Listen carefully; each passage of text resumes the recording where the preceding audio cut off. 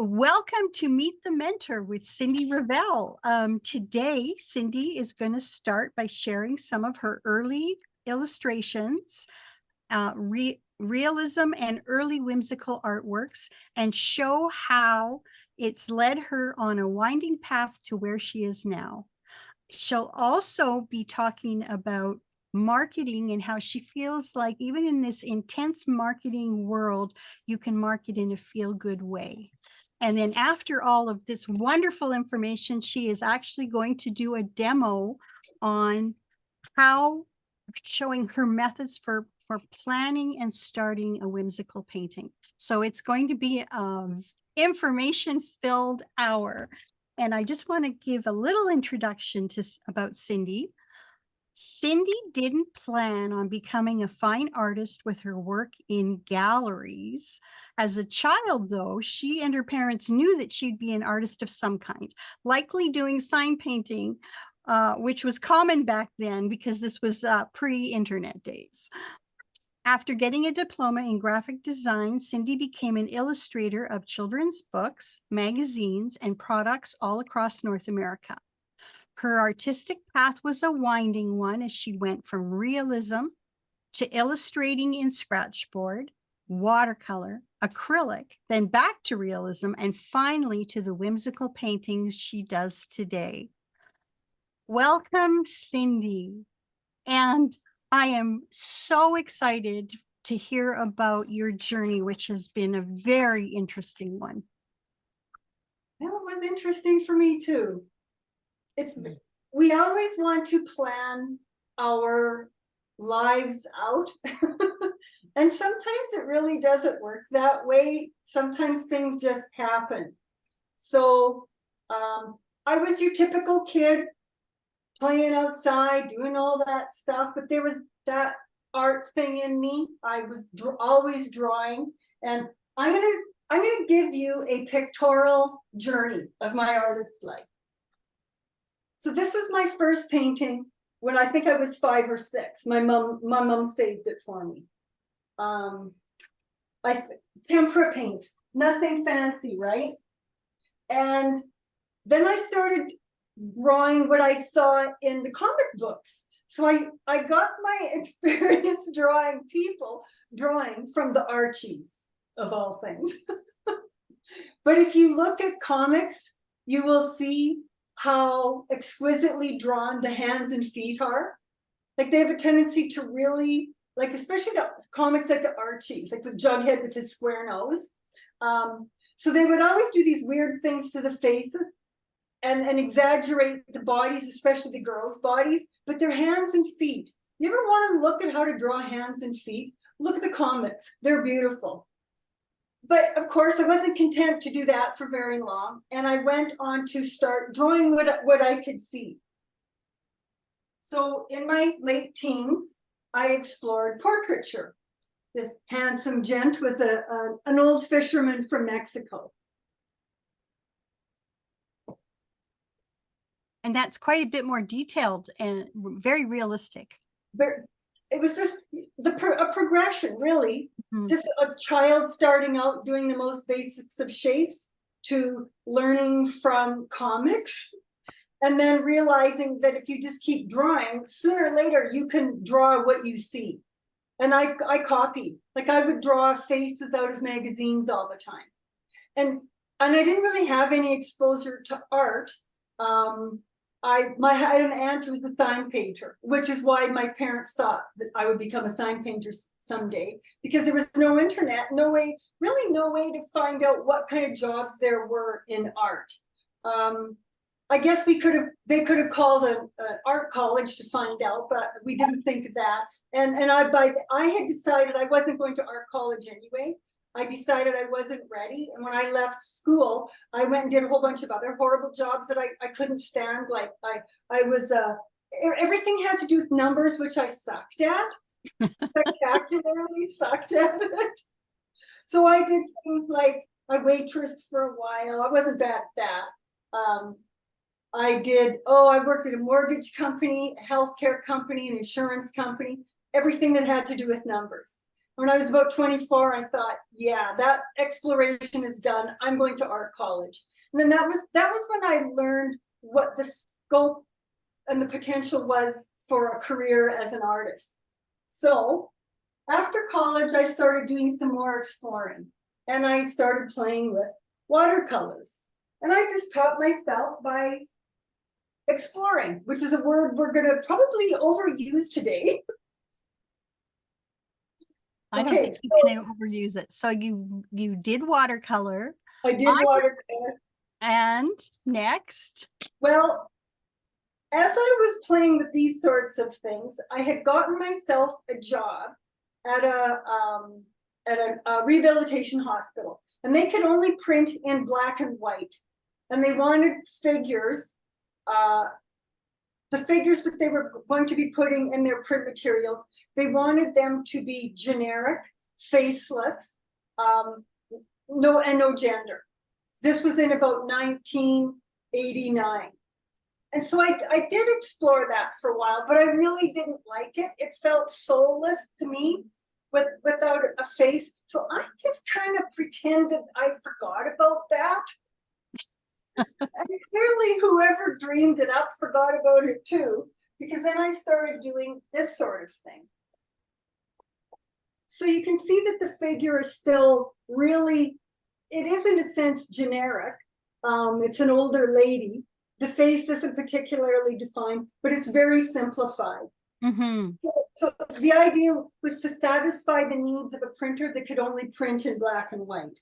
So I got to do super exciting things like toilets and people doing various things to rehabilitate themselves.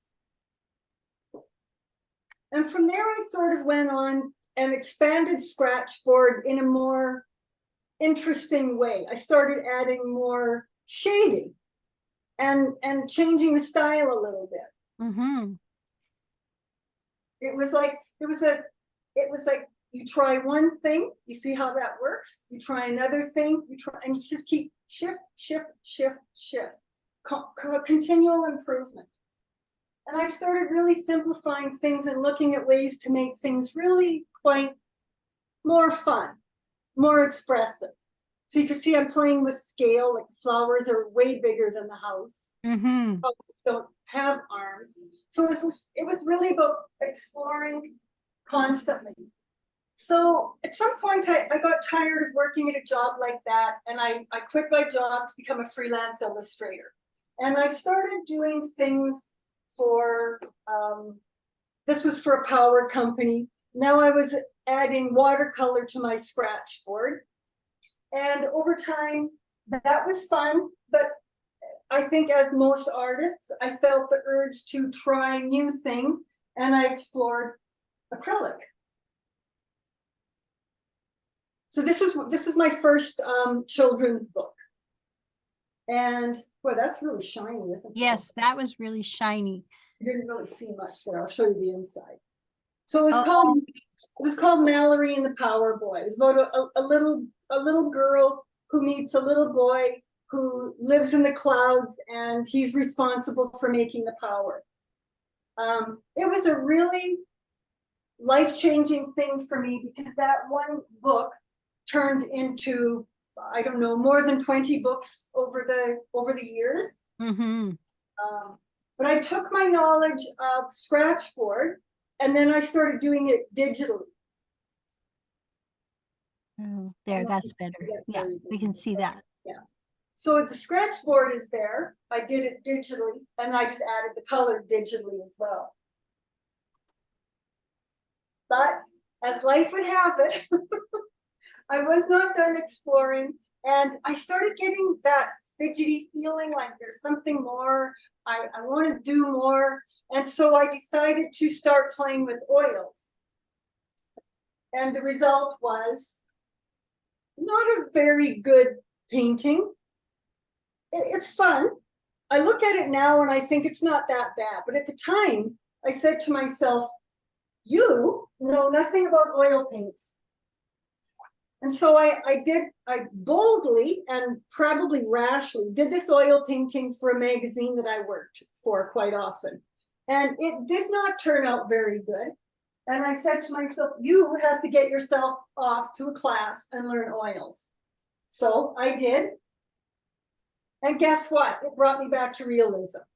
Oh, so this, that's gorgeous. This is my first painting in oils. And I just fell in love with, the medium. I fell in love with the old masters again, something that I had learned about in college and had kind of, forgotten about as time went on. And I could not get enough of it. And I started doing less and less illustration and more oil painting. So I honed them, so they started getting a little bit better. I was majorly into still lifes. Like, that's probably one of my favorite paintings from those days. Now, at this point, did you have gallery representation for your oils at this point? No. Oh, when I did that one, yes, I had. I found a small gallery outside of Edmonton called In Camrose, and she liked the still life, so she took them. And I was really quite taken with them. And I worked with still life for a long time until I went and learned from a teacher who wanted us to do portraits. So that's what I learned next. And it was fun. I absolutely loved it. But life is strange. I felt a little bit stale. And I needed something extra. I wanted my paintings to be looser. So I started doing 15-minute studies. And they were hard. And they weren't always good. But I began to see how I could make better use of the paint. That I could get a much juicier look by using tons and tons and tons of paint. And I taught myself to do that by painting in only 15 minutes. Because if I took time, every time I took too much time, I would revert back to a very slow, methodical, perfect way of painting. And so the 15 minutes for me were really quite instrumental in changing the way I handled paint. And one day standing at the easel, I thought to myself, I am going to see if I can combine my loose way of painting oils with my whimsical stuff that I was illustrating in. And I painted this guy. This was my first whimsical painting. I love it. It may not have been my best, but something clicked that day. I thought, I am onto something with this. So I did another one. And this time, this is how we use the things that we've learned in the past. So I thought, what will I paint? And I thought about, what do I like illustrating? And I would often include stripes and spots and things. Okay, I thought, pattern. I love birds. I loved still life. I've been painting those for years. And so I just put them all together. And it was a really wonderful lesson for me in understanding the importance of painting what you love. And so from there, I went on to more cats, more animals, but very often including some sort of a still life. And birds. You always seem to have a little bird. Many birds. My nickname growing up was Bird. Okay, that's... I chirped. So how did it affect you when you had a gallery carrying your realistic still lifes, and all of a sudden you were producing all this wonderful, whimsical, very different work? It did. So the gallery that I was in, she was an artist and she totally understood that.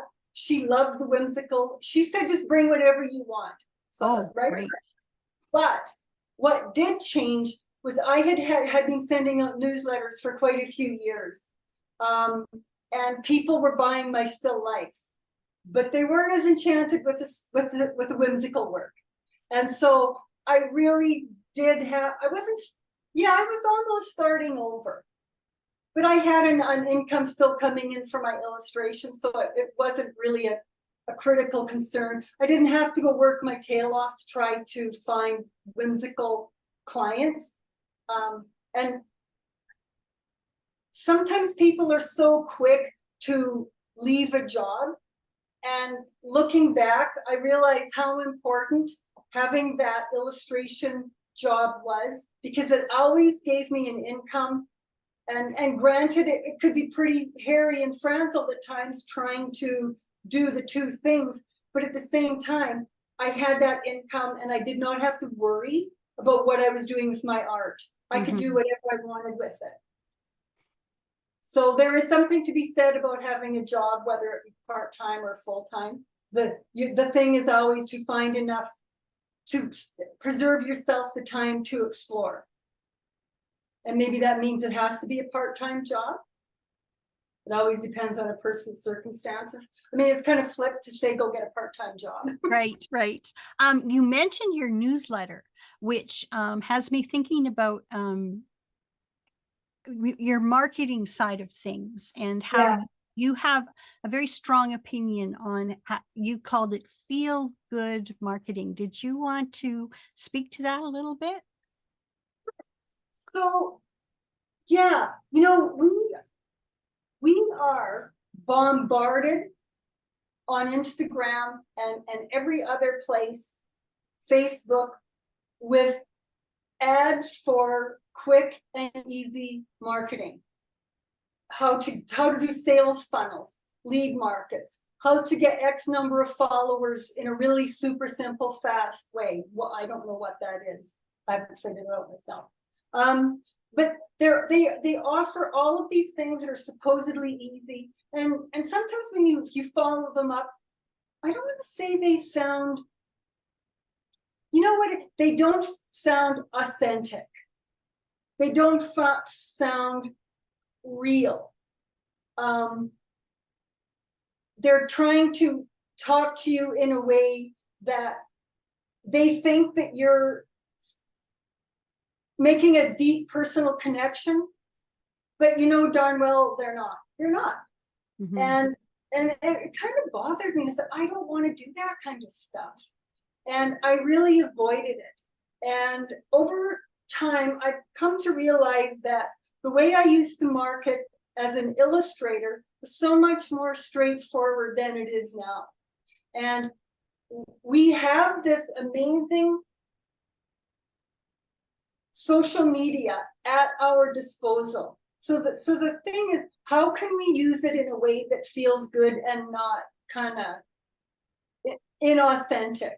And for me, it's kind of boiled down to simply being real, not worrying about things like lead magnets and sales funnels and all of these things. It's about, what do I want for my buyers and potential buyers? I want them to have things that they can buy. If they can't afford paintings, I can provide them prints. I can offer those to them in a way that isn't sleazy feeling to me, right? So I am looking at always speaking about my work in a way that is real, authentic, genuine, straightforward, and really telling them enough about myself so that they understand who I am. Because I know from my own experience that buying art from someone from whom I knew a story about the painting was instrumental in me buying the painting. And her story was real. She just told me a story about that particular painting, why she did that. And I bought it. I noticed that about your newsletter and about your Instagram posts. You always share a personal perspective on whatever your photograph is that you're sharing. Right. So is that what you mean by authentic? I do. And like, there's no point in, I'm not going to share me in my pajamas because nobody wants to see that. But I mean, I can share other things that are real. I think this whole thing of being real, it's making people feel good and you feel good. And it, you know, it rolls along nicely. I I'm looking at other ways to do it by using mail and focusing on my collectors. So while I would still use social media, I am definitely looking at placing, and I am actually putting more emphasis on the collectors that I already have. So sharing with them in a personal, in maybe through mail, which I haven't done yet, and that's something I want to start thinking about, because I used to do that all the time when I was illustrating. That quarterly, artists would send out postcards, tear sheets, whatever of their work, tear sheets or something that you like, reprints of work that you'd already had published, and you would talk to you'd phone a publisher. It's so old-fashioned, but so easy. I would find the publishers and companies that I want to work with. Maybe it was, at the time it was magazines, and I would look in the magazine, get the name of the editor, the art director, phone them and say, hey, this is who I am. I'm doing this illustration. Are you interested in seeing some samples? Sure, they'd say. I would mail them the samples, and someday, maybe yes, maybe no, they would hire me. Right. It felt so much less complex than it does now. And so I'm really trying to implement ways to make this a simple, feel-good process for me and the people that I'm working with. I will be very interested to hear how that goes when you implement your mail outs. I think you're right, though. That personal little bit coming in the mail would definitely be a real personal touch from an artist. You know, my mom said something funny the other day. She said, I got some junk mail. She said, I actually liked it. Because we don't get it anymore. I understand. Before, we're going to have to move on to the demo portion here pretty quick. Before we do, you asked me to ask you to talk a little bit about what your philosophy of mentorship is. Right. Well, everybody needs and wants something different. And I want the people in my group to share the things that they most need and want. And we're going to address each person's thing from their perspective. Aside from that personal element of it, I will be really focused on exploration, because it has been such a critical part of my artistic life. And when I have seen other people put a goodly amount of time into exploration, and I get that it's challenging, because sometimes we might already be making money painting and we're obligated with the gallery to paint a certain way.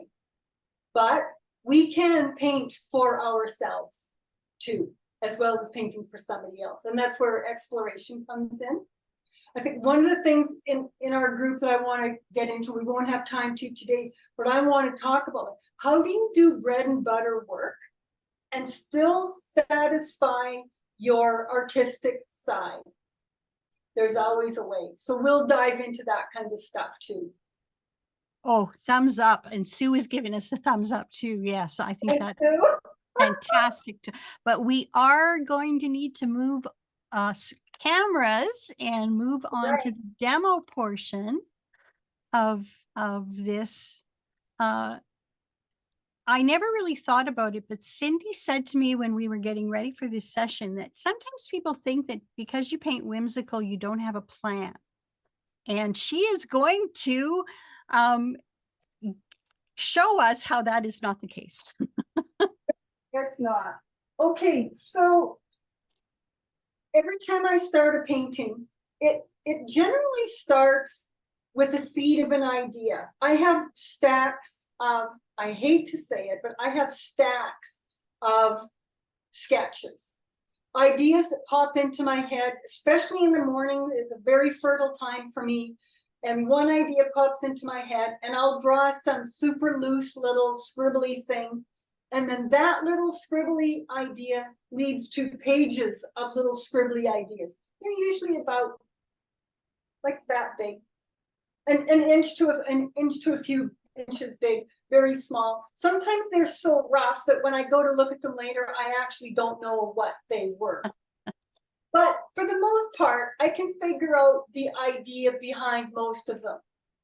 That's just one. The ideas that we have are only one tiny part of what we do. So when I get to the easel, I have a whole new thing happens. I might say to myself, I want to paint a cat in a boat with a city behind.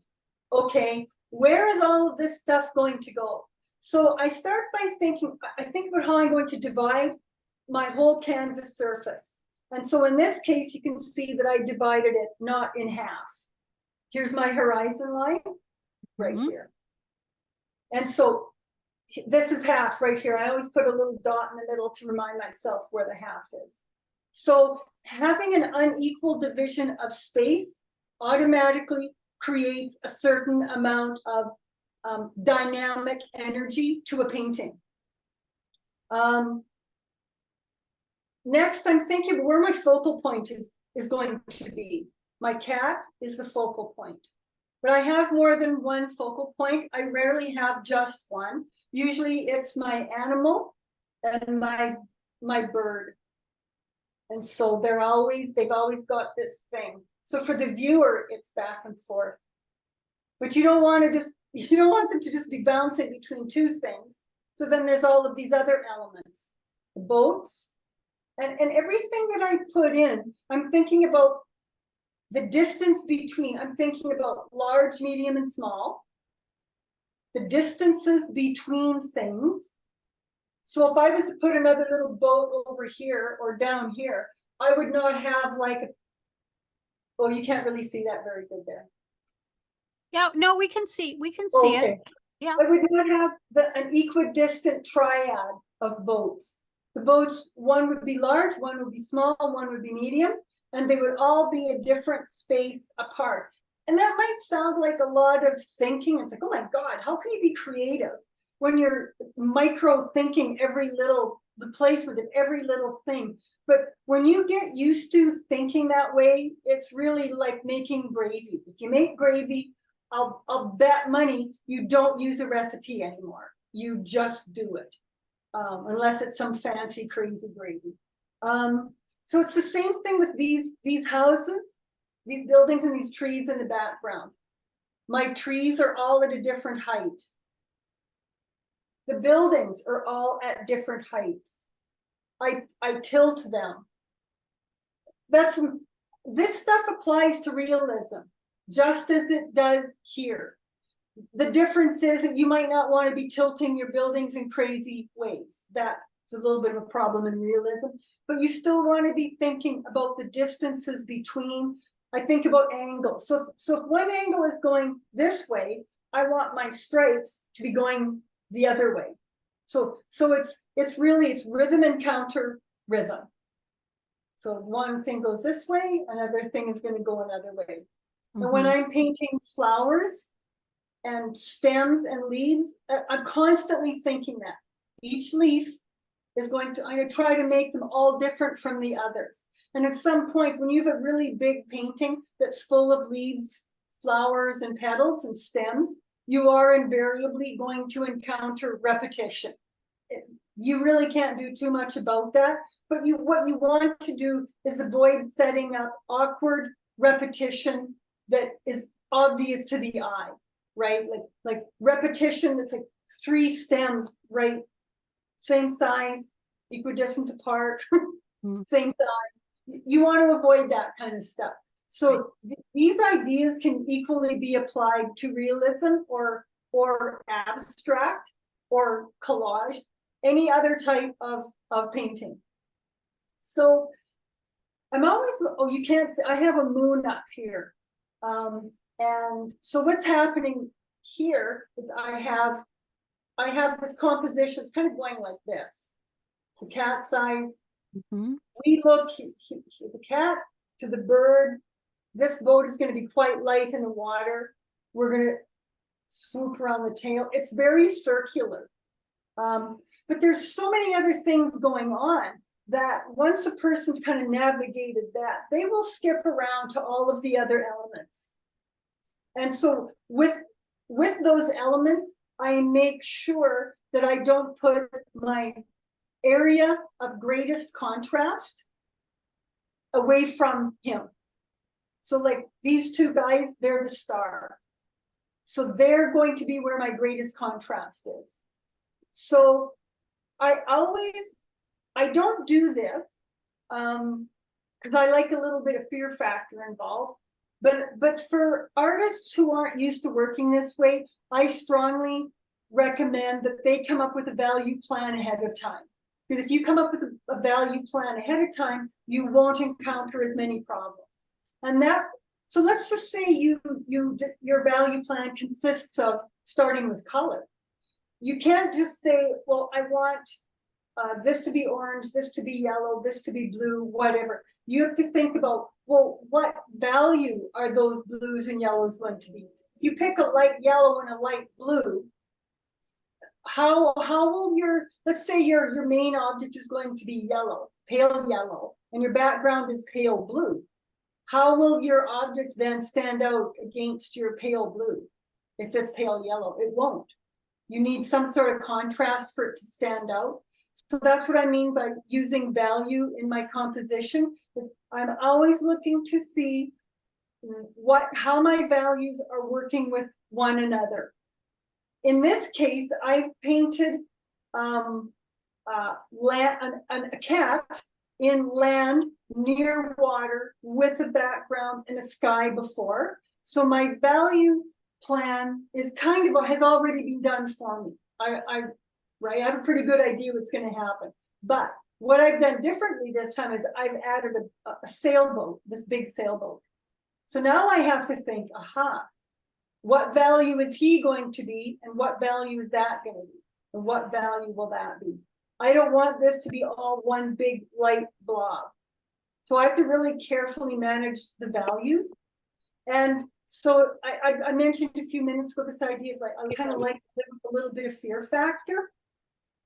And it's not because I like to be afraid, but I'm not afraid of being afraid.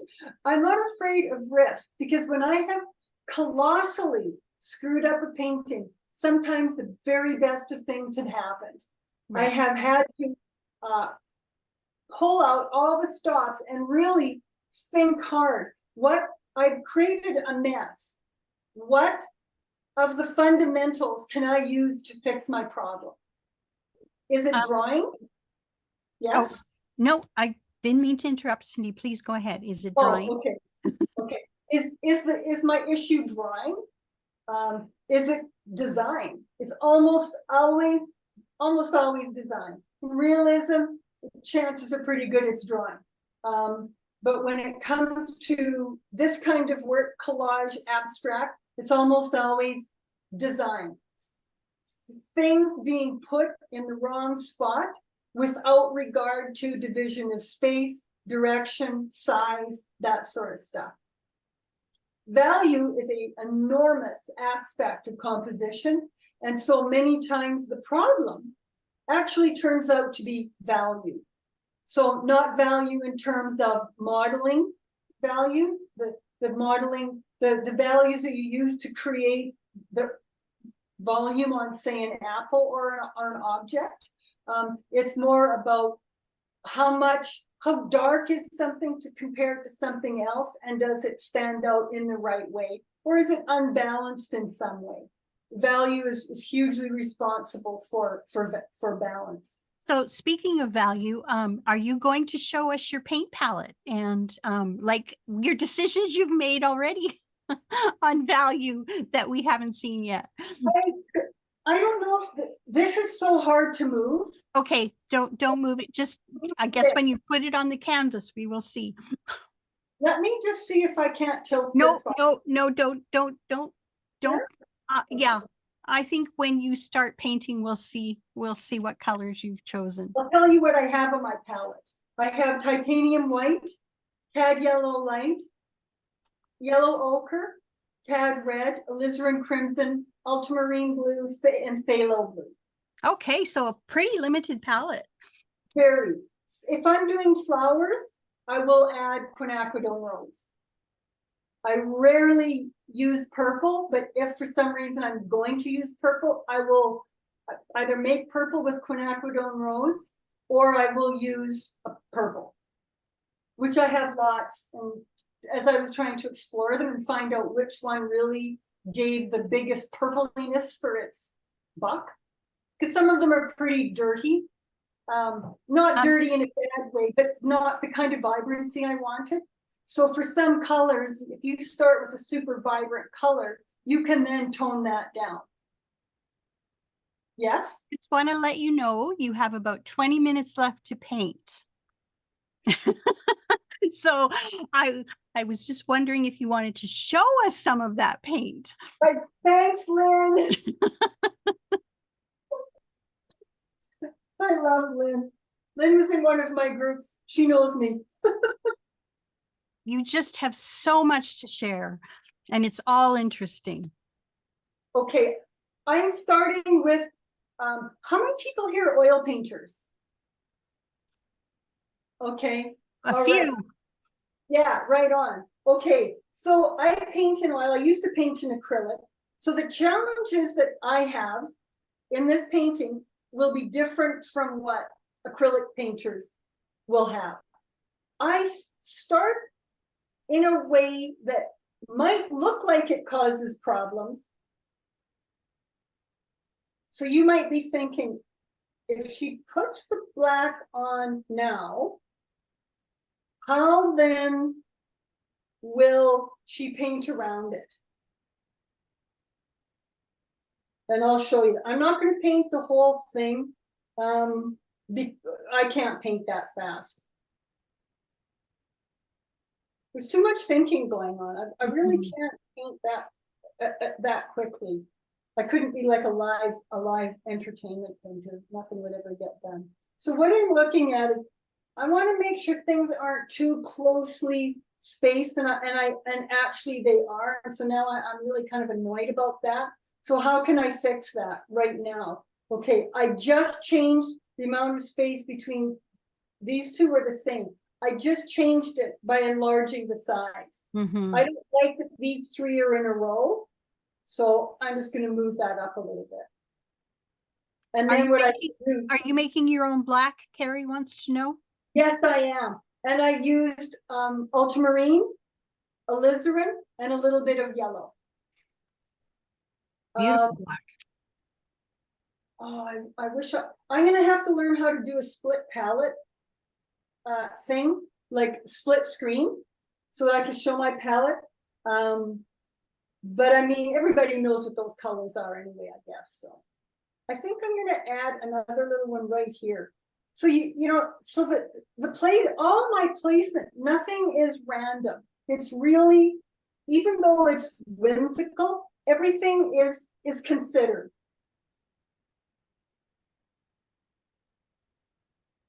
Yes, beautiful black. I love black. The reason why I don't paint with ivory black is because it's been known to crack.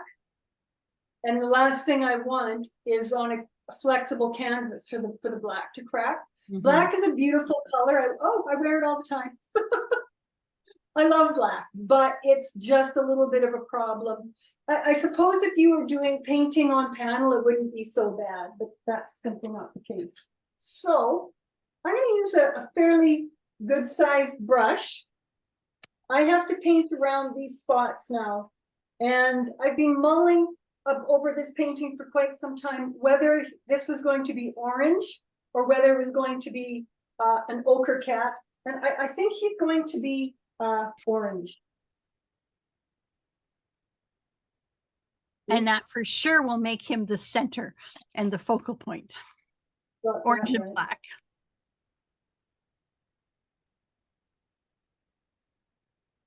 The one more color question, Cindy, do you pre-mix some of your colors and have them ready, or do you just mix them as you're painting? I just mix them as I go. So what I'm going to do right now is I want a shadow here. So I'm just going to take a little bit of alizarin crimson and paint this shadow in. And that's the shadow for his leg, right? Yeah, his haunch. His haunch.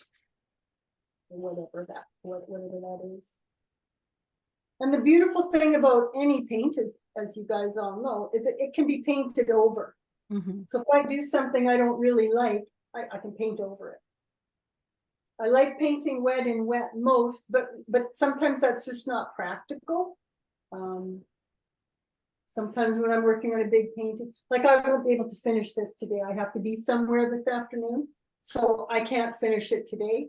And I have a session tomorrow, so I can't finish it tomorrow either. So it's going to be drying up on me, and that's fine.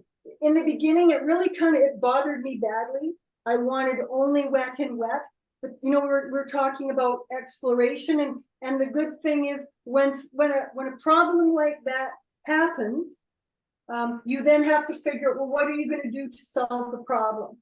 And in many ways, having paintings dry on me before I was finished was great, because I had to paint in ways that I wasn't used to, and it made me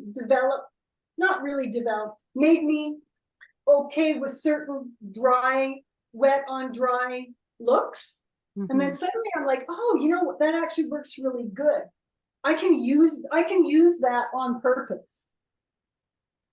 So we have to get away from the idea that things always have to be a certain way. Oh, is that the orange now coming in? But this is my orange. I feel like it's a little bit too yellowy, so I'm just going to add a little bit more cad red. And if I get too much of cad red in there, I can go over top later with yellow. Okay, so you're gonna, can you guys see that I'm picking up black? A little bit, just on the edges, right? Yeah, I want you guys to see that. It's so important. So the first time I did this, I hadn't done an orange spotted cat before. And I got a whole bunch of black in my orange, and I was really, really peeved about it, and I wasn't sure what I was going to do about it. And I had to stop painting for something. And so I thought, well, I can't deal with it now. I have to just, it's the way it is. I'll think about it tomorrow, see if I can solve the problem tomorrow. And when I came back the next day, I thought, oh, well, paint covers paint.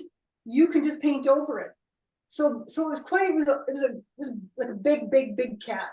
And so I had all this brown, this blacky brown, greeny mess, just like I'm creating here.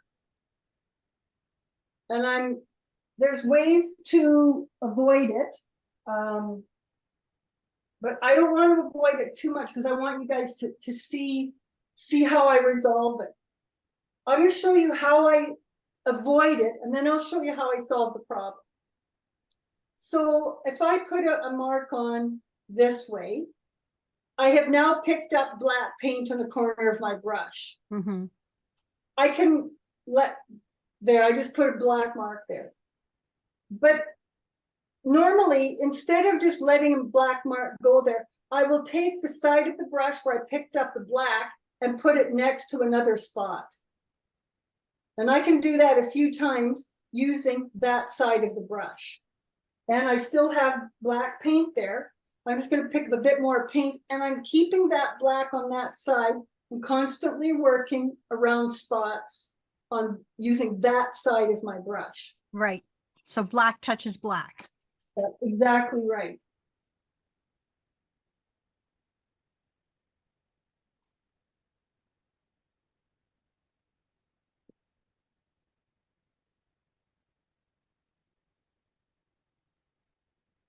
I also noticed that you're moving the angle of your brush and creating really interesting brushwork around those Oh, spots. always be moving the angle of your brush. It's like a dance. Shift, shift, shift, shift. Always paying attention to what you're doing. So right now, you can see it's very muddy. That's okay, because I'm going to show you guys how to demudify. There's a lot of paint on your brush, isn't there? A fair bit. I'm actually not using as much as I sometimes do. Okay, that's beautifully muddy. I'm very happy about that. Yippee! Yay, okay. So I'm just going to put out a little bit more yellow, because I used quite a bit more than I thought I was going to. And I don't, so one of the things, here's why I don't mix my paint ahead of time. I don't always know what's going to happen. So I don't want to mix an enormous amount of paint only to find that I don't need that much paint, but I need to fix it, but I need to fix it with a completely different color. Plus, I sometimes change my mind. I work very organically and respond to problems as they arise. The only reason why I am able to do that is because I've had practice at planning. Realism was an enormous, if I hadn't known realism, I don't think my paintings would be the way they are. The realism was very critical to what I do now. So the things that I learned there, I bring to this. So even though I was used to a certain amount of planning, I've also, because of realism, gotten to understand color very well. Because when you're doing realism, you're color matching. If you got a pink that you want to be that pink, you're color matching that pink. So I learned color well because of realism. Flesh is a great one. It has so many colors in it. You can shift it, and you can shift it to a nauseating yellow with a very small amount of yellow. And so I learned from painting portraits how easy it was to ruin a color and how little it took to make the color correct. And so my understanding of color really came from realism. So okay, what I'm doing now is I'm seeing where I'm going to assess this. Where do I want the dirtiness? Where do I not want it? I don't mind it being towards the edges and around the spots, but I don't want too much of it in the middle. So I'm going to just cover it. And you can see how it is so easy to cover. This spot here, it's particularly dirty. I'm going to cover it.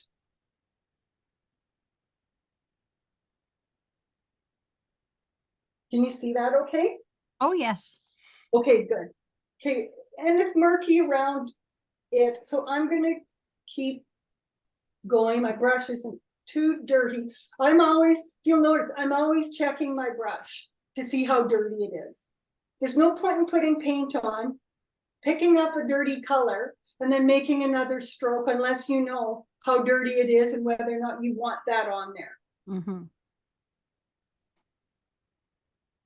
And sometimes you get going and you forget. That's no big deal.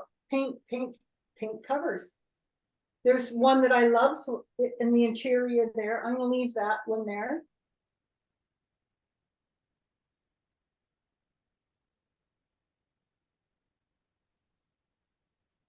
I kind of like that. Granted, this is a little bit difficult to see because this is orange on red. When this is surrounded by blue, this is going to be incredibly vibrant. And this dirty bit of black that's in there serves to enrich it and keep it from being harsh. Now, because we only have 10 minutes left, and we know you're not going to finish the painting. No. Very curious. what kind of color scheme? I mean, blue water, but what color is going to be the boat? What color do you want the bird? Like, because you were talking about value and contrast. This is going to be green, kind of like a pea green. The water is going to be a phthalo-y, aqua-y blue. The boats will probably be, I think they might be red. They're going to have white sails, but they won't be white. Right. They'll be a very neutral color that reads as white. The building that this strip back here is going to be green striped. The buildings are going to be kind of a dirty blue with bright spots of lights, and I'll be very careful about those lights so that they don't stand out and take away from the cat. Okay. The sail is going to be also a very dirty white. So it sounds like, yeah, who wants a dirty white sail? But it's really necessary to have certain toned down colors so that so that stark whites don't take away from the cat and the bird. And right. The bird is probably going to be, I think he's going to be red. He might be ochre. That's where my fun exploration thing comes in. I'm honestly not 100% sure what color he's going to be.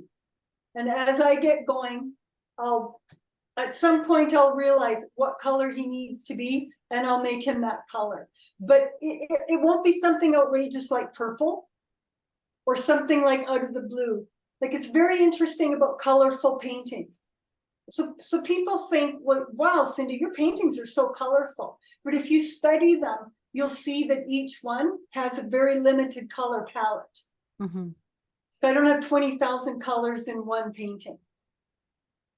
It's a way to provide busy, fun color while at the same time maintaining a certain level of coherency. Well, you guys have any? Sorry, Lynn, go ahead. No, go ahead. Does anyone have any questions or comments? That's what I was just going to ask. Because I can go on. Nothing coming forward right now. I'm sure people are still thinking. The pea green boat sounds amazing, especially against the water. I think it will be it's going to be tons of fun. I'll show you something.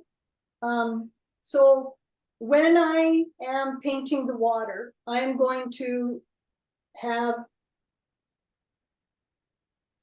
little curlicues like this.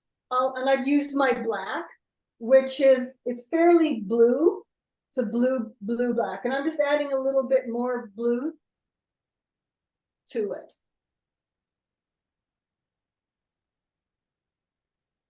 We've got a few more minutes. Yes, you have 6 minutes. Woohoo! Well, that's all the time in the world. Okay. So I'm going to do the same thing as I did before. I'm going to paint around those. So I do that an awful lot of the time, where I will paint around something specifically so that I can pick up color, like a bit of dirty color, just like I did with the cat spots. That's a bubble.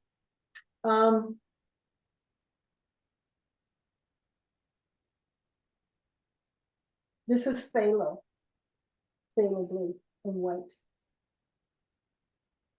I could use manganese, but I prefer the ability to make this as dark or as light as I want. And phthalo's a little bit of a bear because it's very staining and it can take over a painting real easy. Like it migrates into other colors in an enormously wild fashion. So you have to know what you're doing with it. So you'll see that I hope you can see, I'm eating into these lines that I've created, these wave lines. Mhm. And I'm doing that on purpose because that irregularity of line gives liveliness and movement. And it took me eons to figure out how to do that because really I was a chicken. I was very anal. Everything must be just so. I like the, look, if you remember that radish painting, very, very realistic. So I liked everything to be just so. And when I did the 15-minute studies, I learned how much fun it was for things to be not just so. I discovered, oh my gosh, it's way more fun not to have everything perfect. So now you can see, I have to admit, this is not the greatest, this is a little bit darker than it is. This is quite a bit more vibrant, but I think you can get the idea that how different this orange looks now that it's against the blue. Mm-hmm. When you look at it against here or here. And then throw green into that mix and that orange is going to pop. It is going to come alive, absolutely. I could throw some green on there. Why not? Let's do that. I do want, I want some stripes on this boat.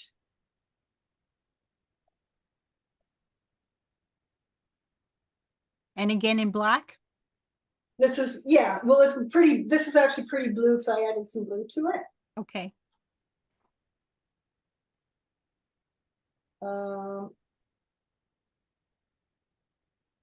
So I learned not to be too precious with stripes and stuff. So the way I can eat in there, I've learned I can do the same thing with my stripes. And it brings such liveliness. I don't know why I don't just lay a bunch of thick paint on there and commit to it instead of being such a chicken. Okay, just so you know, we're at the 2-minute mark. This hour flew by so quick. I just want to thank everybody who came in for being here. Thanks, everyone. And I'm dying to see that green go up against the orange and the blue. I'm not taunting you, Lynn, really, I'm not. I feel like this is too dark. I don't like painting against the cat's tail like that because ordinarily I would prefer to have the orange on. But oh yes, and cut into it, right? Yeah, but that's okay.